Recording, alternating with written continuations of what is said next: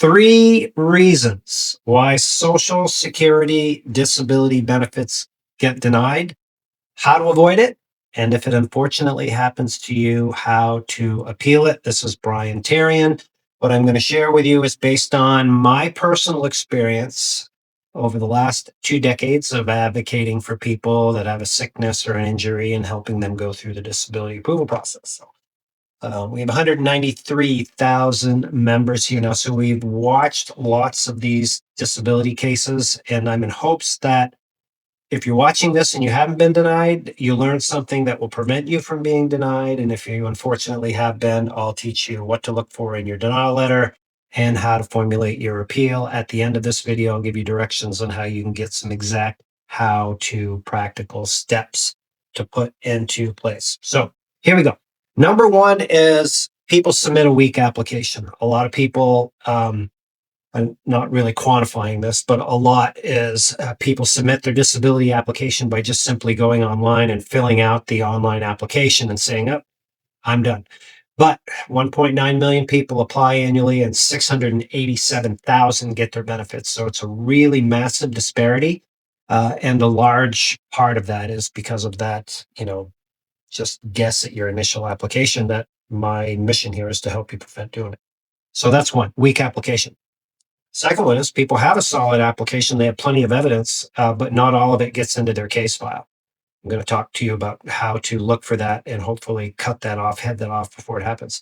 And then the last one, a significant three, is you have a really good application that's put into the system, but there was a poor decision. It doesn't happen that much, actually. Typically, Social Security is they're pretty good about spotting conditions and limitations that are well documented. There is one other I'll throw in there is work and income issues where people are working through the process and they may have some really solid medical had they not been working even at a hobby level of $400 or $500 of earnings a month. Then they would have stood a better chance of getting approved at the initial. So those are the top three with a bonus. So here's what to look for in your denial letter. And also, if you haven't been denied yet, this is what you want to work on with your case manager or your disability representative to make sure that everything is in your file. So when Social Security gets your application, it's their job to request medical records from your doctors. So if you have 5 doctors, you want to make sure that all the medical records from the 5 doctors are in your application. If one is missing and they're going to evaluate your eligibility based on 4, they're not getting the entire picture. So you want to make sure that everything is in there. And as I've mentioned in other videos, if there is a holdup, you may want to get involved and get that medical record in there. And of course, but there is an entirely new strategy that's being worked on now, which is getting all of the medical evidence for your disability application and submitting that so you can just knock that step out for Social Security. So medical evidence. Any other evidence that you have, you want to make sure it's in the case file, which some of the basic ones that are really important are the residual functional capacity reports, the doctor's support letters, the third-party evidence that you are taught to put together from our disability approval course that you'll learn about in a minute.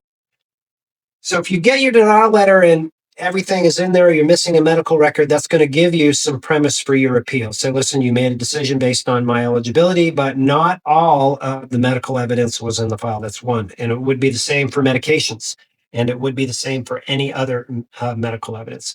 In addition to that, perhaps you had new conditions that have just come up or they've increased in severity and that wasn't properly evaluated. That's another thing to look for in the denial letter.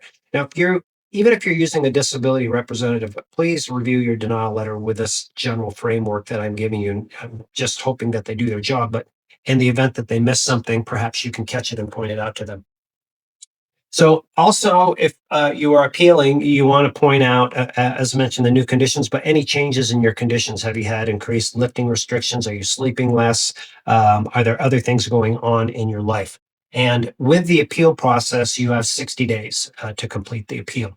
And you can do it online. And it's good to point out what I had mentioned and formulate it into a statement as to why you are appealing.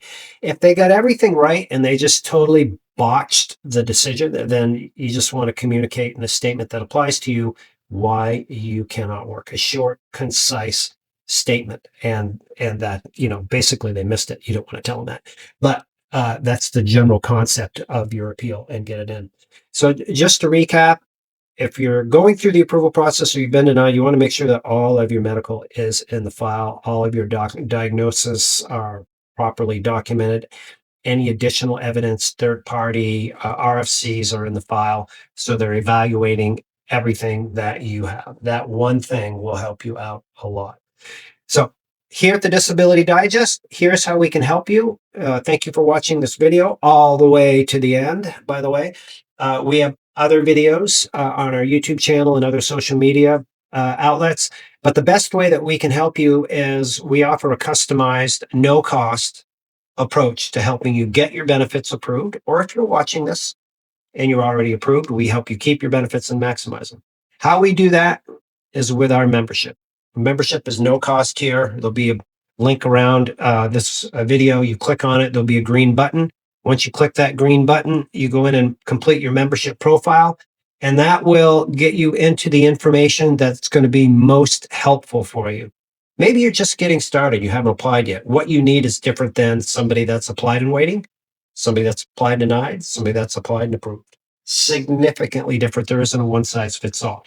So once you join us, you get access to a real live person, like an advocate. You get to have a conversation with them. They can evaluate your situation, learn a little bit more, find other resources that may be applicable to you, and get you into the right course that's going to help you either get approved, hopefully, or keep or maximize your disability benefits.